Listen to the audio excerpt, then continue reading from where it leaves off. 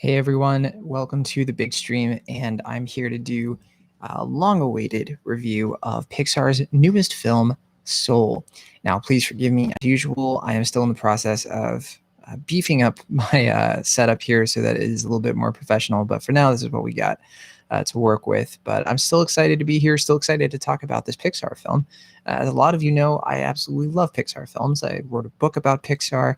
I've been blogging about Pixar for the longest time, and I've watched these movies so many times. I've ranked them, and you all know how I feel. At least many of you know how I feel about Pixar films in general. So I've really been looking forward to Soul, which I had a chance to watch this past Friday. And I thought about rewatching it before doing this stream, but I did not have the time, unfortunately. But Soul is one of those movies where I do remember so much of the film that I think, even though I saw it a few days ago, I remember a lot of the details. And I actually just filed my written review of the film to the young folks. So that's going to be on that website pretty soon. I'll be sharing a link out on Twitter. Follow me on there if you want to follow me just in general. But let's talk about Soul. Soul is the latest Pixar film directed by Pete Docter. This is the third time he's directed a film for Pixar. He's been, of course, with Pixar since the very beginning. He worked on the original Toy Story as an animator, and he has been directing them ever since Monsters, Inc. So he did Monsters, Inc. in 2001. He also, or was it 2002? No, it was 2001. And he also did Up in 2009. Inside Out in 2015. And in this current moment, he's actually like basically the head of Pixar creatively. So he's like their chief creative person, replacing John Lasseter. So yeah, Pete Docter, he's definitely of the figures at Pixar, he's one of the most high profile. And big reason for that is because he is just such a reliable figure for them creatively. His films have been just like huge successes each time. Not that Pixar hasn't had other successes, of course, but Pete Docter is very institutional to the success of Pixar. It's pretty fair to say. So a lot of people like myself have been really curious about Soul. This is a movie that's, it was announced a while back, but they've really been quiet and kind of like holding back information on what the setup for this movie is, kind of the story. And it's not until you watch this film until you understand why we haven't really seen that much. I know for me, I've gone out of my way to not really watch trailers or any clips or anything. I watched the initial teaser, and that's like about it, honestly. So I went into this film, and I hope a lot of you do as well, really not knowing what to expect, except for like the basic, plot and the basic setup. So I'm going to go through that as well, and I'm going to be very vague and very general. But at this point, I do want to say, like, if you want to preserve that really fresh experience and you have a feeling you will like this movie and you don't really need to hear any other information from me, I think this is a great place to just drop off. You can come back and hear my perspective if you're still curious, but I think that this is, for any Pixar fan, a must watch because I do think that it raises the bar in a lot of key areas. And there are many things that happen in this movie. There are many creative decisions that are really worth dissecting for people who love Pixar films, who especially who really liked Inside Out and have been following the like trajectory of like Pixar's creative efforts since then. It has been a very strange road. This is the second original film Pixar has put out this year. They put out Onward, of course, in the spring, and that did not get its full theatrical release. It was in theaters for like a week or two before the COVID-19 caused the shutdown here in the United States, and it was pushed to Disney Plus about a month later. And for Soul, we were originally supposed to get this in June of this past year. It was going to be coming out in the summer.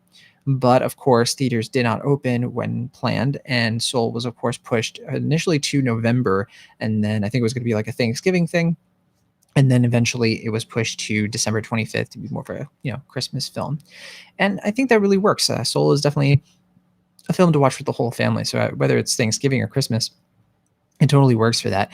Off the top of my head, I can't think of any other Pixar films that have come out on Christmas Day. There might be one or two. There have been plenty of Pixar films that have come out around Thanksgiving. I think the original Toy Story came out in November.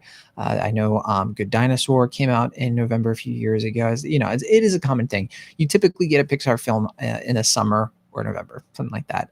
June, June or November, they seem to be the pretty popular months, but not a hard and fast rule, especially as Disney, their parent company, as they bought them over a decade back, has been trying to carve out a new like release window, which is what we saw for Onward this year. They put Onward out in March, which was going to, late February, early March, which is kind of like a new zone that Disney has their sights on, because Zootopia, a Walt Disney animation film, made over $1 billion in March of 2016. So I think Onward was kind of like, they had that kind of like, expectation that it could do that.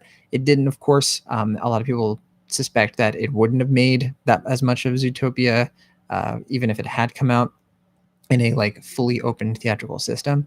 I definitely have to agree with that. Onward, definitely, it got great reviews. People liked it, but it definitely wasn't like a huge like cultural thing that got tons of people out to the theater. I just don't see that. But I think a lot of people did watch it because it did hit Disney Plus, and people were really smarting for something to watch. And I'm a big fan of Onward, but I know even in like the year leading up to these two consecutive original Pixar films, the first original Pixar films since 2017's Coco, another November film, a lot of people have had bigger, more optimistic expectations for Soul, because it is Pete Docter, and as we've mentioned, Pete Docter is a bit of he's the guy you count on. He puts out these movies every 5 years or so, and people were saying Soul is going to be, like the next Inside Out. It's going to be the next Pixar film that are people like, yes, Pixar makes masterpieces that everybody can agree on. Personally, I think that there have been really great Pixar films since Inside Out. I know a lot of people would say, Coco, sure, but everything else has been okay, or just like a little bit above average. I know people liked Incredibles 2, they didn't love it. People liked Toy Story 4, but they didn't like love. There hasn't been a like perennial like instant classic like Inside Out, at least collectively. Even though a lot of people have really clung to some of these films, particularly Coco. And now we have Soul, and Soul is a very weird Pixar film, even though it does follow a lot of the same traditions of Inside Out. Unlike that film, it centers a kind of recognizable protagonist for Pixar films. We've seen a lot of Pixar films that star like fathers, right? Or at least parental figures. Sully from Monsters, Inc., he's kind of like a middle-aged guy, right? And Finding Nemo, our main hero is a dad. Toy Story, the toys sort of represent these archetypes for like Andy's like father figures, because he doesn't have like a real father in that instance. And Soul is interesting because I think it is one of the Mr. Incredible, gotta include him. Unlike those films, though, I think what sets Soul apart is that our main protagonist, his name is Joe, and he's voiced by Jamie Foxx. First of all, he's a person of color. We haven't had a lot of people, Pixar films comprised of a lot of people of color, except for Coco, and he's the first like black character who is the lead in the film. So it's definitely a big milestone culturally for Pixar to finally have that diversity. But then also, his story arc isn't quite as like father-child as a lot of those other films I mentioned. There is still, because I guess it is Pixar, there's a character named 22 who kind of is, but that is more of like a buddy comedy dynamic than it is like a mentorship thing. So I don't want to get ahead of myself. I do have to explain the setup for this film. Soul kicks off with Joe, who, like I said, he's this guy in his 40s, and he lives in New York City, and he loves jazz.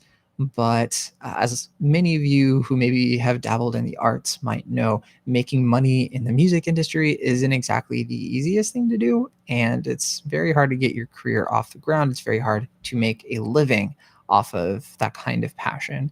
But Joe is like really dead set on jazz. He loves it. His passion for it is infectious.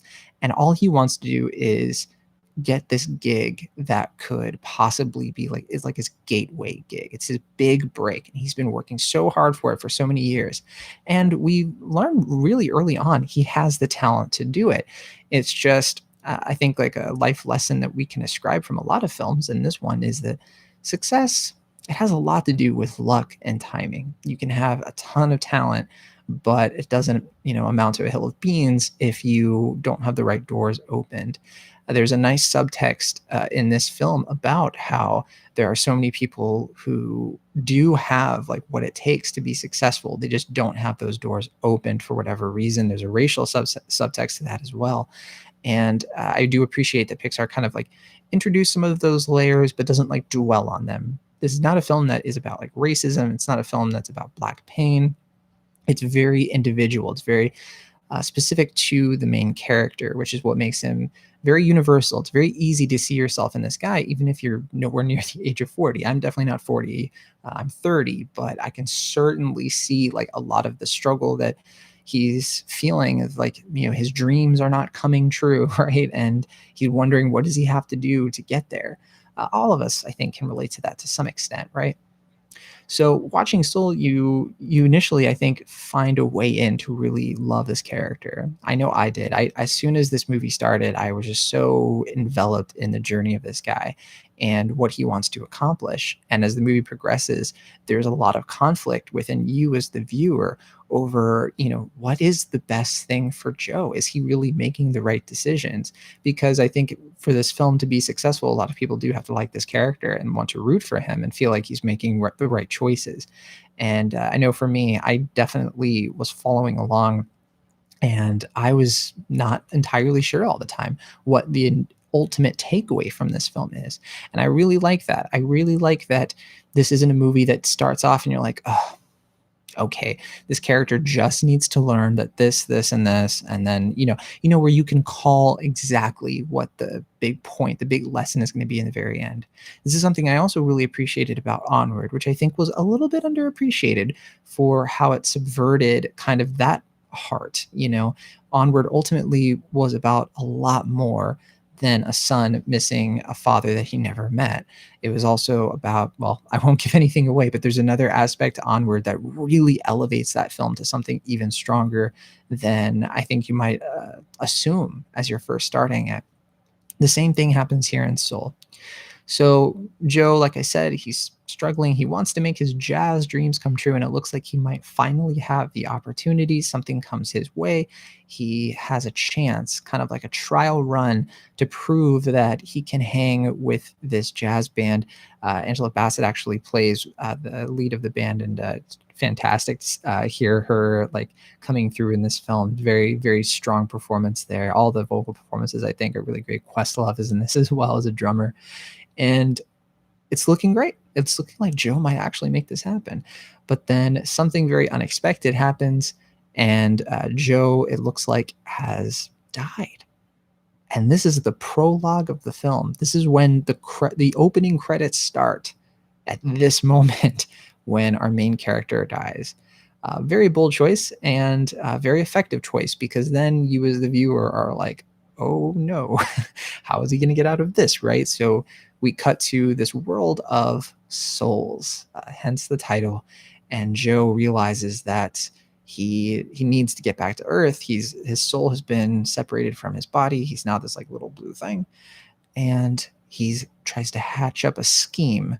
He goes to what's called the Great Before instead of the Great Beyond, which is Pixar's like what happens after you die thing. He goes to where souls are before they enter human bodies, and we learn all about how like souls develop personalities before they're born. There's plenty of psychology at play here. I'm just a psychology minor, so I can't speak to it in a very detailed way, but I did recognize a lot of the jokes, a lot of Freudian, Carl Jungian things, and things that have to do with temperament and what shapes our personalities before any sort of like external circumstances inhabit us. That I'll say from the outset, yeah, this is a movie that like sparks a lot of discussion, especially for kids and adults like who are watching this, and they might be asking their parents like, how does that work? So parents, beware. You're going to have conversations with your kids after watching this movie. I hope you're okay with that. If you are, then this is going to be a treat, I think. So I can't really get anything else away beyond this point in the movie. I don't think it would really be fair to anybody who watches it, because I think that is like the joy of this film is discovering it. And I will say that we are introduced to one of our main characters, Joe's the buddy comedy, the other half of Joe's buddy comedy that I mentioned before. who is a character named 22. So think Catch 22. And this character is voiced by Tina Fey. It's unclear if 22 is, it seems like 22 is just like non-binary because they haven't become a person yet. So like, there's a joke in the film about how they like choose to have the voice of a middle-aged woman, Tina Fey, just for the heck of it, but they can like just change their voice to anything. So, there really is like no like set gender for this character, which is kind of interesting, a very unique character in that sense. And but what's funny about this character, in addition, funny in the sense of like what kind of defines them and like kind of their shtick, is that they do not want to go to Earth. So 22 has been a soul for centuries, and they're not into it. They can see Earth from afar, and are like, why would I go there? Here in the Great Before, like there's no pain. Like I could get slapped and I don't feel anything, and I can just sort of like cruise along and do my own thing forever. And of course, these like interesting stencil creation things are like, well, you gotta go to Earth. So they assign what's called mentors to these souls. It's called a seminar. It's like UYOU, and it's like where you learn who you are and all of that. And they're trying to they've tried all kinds of mentors for 22, like Abraham Lincoln and Gandhi and Mother Teresa, but none of them have been successful. None of them could handle 22. But it looks like 22 might have met their match because Joe sees an opportunity. If he can be a mentor to 22, maybe that could be his ticket to getting back to Earth. Now, again, I can't really go anywhere else beyond the story there. I don't think the filmmakers want to. There's a lot in the trailer there's a lot in this movie that never hits the marketing, and it's of course by design. It's very similar to something like Brave. And I know some people might make that comparison unfavorably. They might look at this film like it's a little too much like that, and I could understand that criticism. So without getting into like what happens after that point, I can say what I love about this film is the places and the dimensions it goes. It is so different from Inside Out. There are definitely like similar flavors, and you can definitely tell it's the same filmmaker, but there is something to this script and to the world of New York City that they've created that is so singular and it's so inviting. And it's of course like very obvious to me. Like once I saw like, okay, this co-writer, for example, is Ken Powers. He co-wrote the screenplay. He also co-directed, and that clicks for me in terms of like why this story feels so personal, why it feels like I'm really in the shoes of like a human being who has a point of view that I can understand and follow along, right? And as the movie progresses and we sort of see like this adventure and this journey go on, more and more rules get introduced. It's not as simple as I'm making it sound. There's a lot going on here. There's a lot of things that can happen in the soul world where you're kind of like, whoa, okay, that's interesting. But I really applaud the film because by the end, you really see that the whole thing is structured really well. It's a very airtight script from Pixar, which I found extremely impressive. It goes to a lot of surprising places. Like you probably won't be able to see coming, like what exactly they do with the story, especially with like, I'm sort of implying that we spend a ton of time like in the soul world, but that's not necessarily the case. And, how that sort of comes about is very interesting. But then also what kind of kicks this film up a notch for me is just how like, I don't know, like all of the rules just seem to go together. They all just seem to just make sense without being obvious. And that mirrors also the way that the two film aesthetics, like the world of the souls and the world of the living, they are animated and they are art directed in completely different ways. The animation couldn't be more different. The souls are these little puffy creatures. It's a very simple, it's almost monochromatic. It's mostly like blue and like purple. And then it's also quiet and it's very like understated, but then and also I should say vibrant too, because the colors are kind of bright. But then when we go to like the New York location, it is the complete opposite. It is like chaotic and there's a ton of noise and, but there's also immense detail. I was nervous about going into this film and it not really spending time in New York. And fortunately, my fears on that were totally assuaged. I think we do get to spend a ton of time in that location and it comes alive in so many brilliant ways. So I'm actually a really big fan of how they balanced the two. I think it is a good balance. And I think it was really smart for them to avoid this being another Inside Out. You don't actually like how in Inside Out, it's the ratio is like 2/3 of it is in Riley's head, and then a third of it is Riley's like reality. That was one thing that really bugged me about Inside Out. I felt like we didn't spend enough time seeing how the emotions really shape the outside world of Riley. We just get like little bits, right? And it hurt the film for me a little bit. It made me feel like I just did not connect with Riley as much as I connected with her emotions, which was just weird. But Soul, I think, has a way more cohesive approach to that, which is why I think I could see myself finding this film to be the superior one, honestly. In fact, I think I'm giving it like a higher grade overall compared to Inside Out, which will be blasphemous. I think a lot of people are going to, rose-colored glasses it up with Inside Out, and I know that it's become a bit of a sacred cow with Pixar, and rightly so. It's a fantastic film, and I think it has such a great gut punch toward the end. But unlike that film, I just think Soul establishes like really creative and digestible stakes without going to like overly complicated lengths. What I mean by that is it has a very central question about what does it mean to have a purpose in your life? And how do you know what your purpose is? How do you know that what you're doing in your life is right? And not everybody feels comfortable. Not everybody feels confident in the choices that they make career wise. This is one of those films, and one of the reasons this is my favorite films of the year and why I consider it top tier Pixar is because after the fact, I'm sitting here thinking about my life. I'm thinking about the relationships I have with people. I'm thinking about the legacy I'm leaving behind. I'm thinking about what I would do in his shoes if I passed away tragically at a very young age or in the middle of my life. Would I look back and feel like I accomplished my full potential? And is it okay for me to feel like I'm missing out on that? Should I be content with the things that I didn't accomplish? And the fact that a film that some people will say is a kid's film, which it's not, it's an all ages film.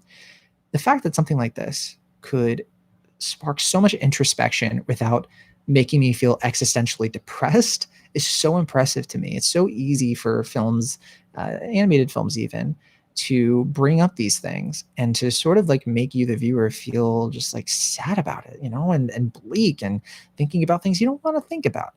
But instead, Soul does it in such a lighthearted way, a humorous way, because it is a funny movie. It's not, it's not Laugh a Minute, it's not a Finding Nemo, but it is humorous. It is like filled with like a lot of positivity, combined with stakes that definitely feel like, oh my gosh, like this, we understand like what is at stake for these characters at all times.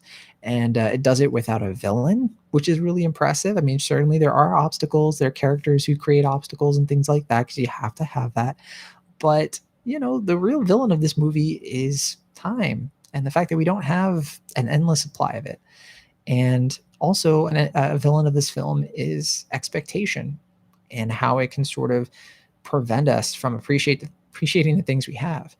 So I just find myself thinking about this film a lot. I find myself really meditating on it and enjoying all of the frills alongside a lot of the substance. And yeah, like I said, it is just top tier Pixar. It is a film that really goes to unexpected places. One thing that I've really enjoyed about most Pixar films is that they have like a surprise message that you don't really see coming, or even if you see coming, it hits in a way that you don't expect. Even a film like Finding Dory, I know a lot of people were like, that's pretty low stakes Pixar. It's not essential viewing or anything. I really appreciated that one anyway, because it just had so many creative things to say about mental health and how people deal with disabilities. Very similar with like Toy Story 4, actually, with the villain of that film. I just found myself like, thinking about things I didn't know I was going to think about going into the film. And I really enjoy that level of it. Pixar always seems to add extra things.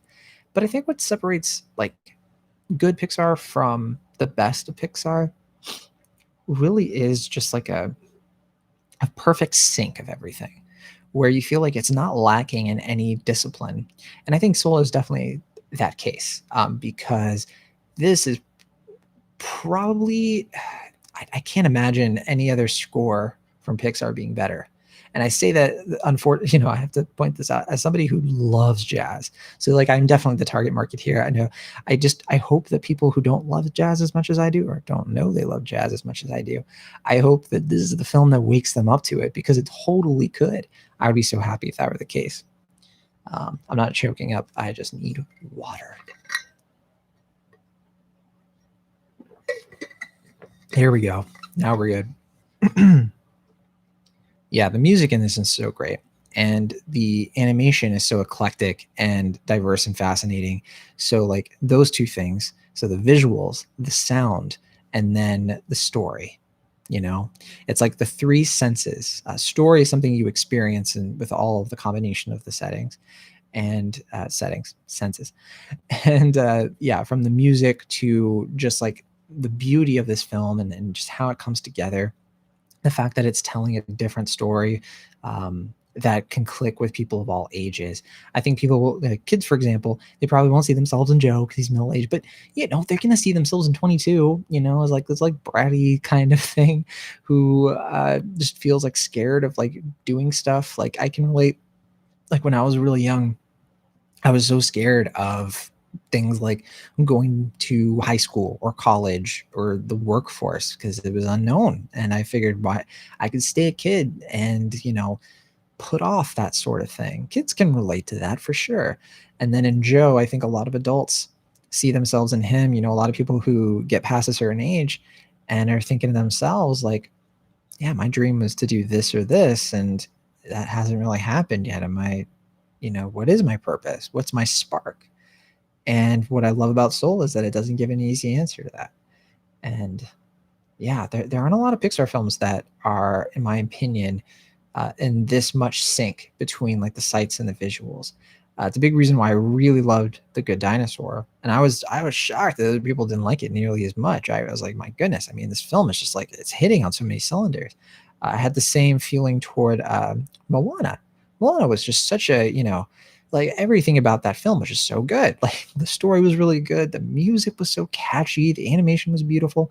I don't know. I think sometimes with the animated films, we have certain expectations of them. And I think what makes films like Inside Out and perhaps Soul really stick out to adults and like film critics and stuff is that they're films with way more going on under the surface than your typical animated film. I had a conversation with somebody about, some of the other animated films of the year. I know some people are looking at like Wolf Walkers, they're looking at Over the Moon, and they're saying like these are the best of the animated films of the year. And I can't agree. I think that Soul blows them out of the water. Just my personal opinion, and I don't have any ill will at all toward those films. I think that Wolfwalkers is a stunningly animated film. The hand-drawn animation is incredible, and I do really appreciate Over the Moon for a lot of its voice acting.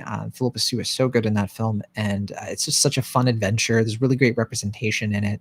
But I think unlike those two films, just Soul is just like working on a totally different level for me. It's something that is tackling a subject matter that is so much deeper and more relatable, and there's just so much going on with it. It's a film that I can see myself rewatching many times to come, not just because it's a Pixar film, which I tend to rewatch the Pixar films quite a lot, but because it's just a capital F film. It really just delivers on its promises, and I'm pretty stoked for a second watch. I can't wait for that to finally happen. It's probably going to happen around Christmas time, and I'm really happy that I did get to see it a little bit early because I don't know how much longer I felt like I could wait. I thought I was going to see this film 6 months ago, and yeah, I'm spoiled.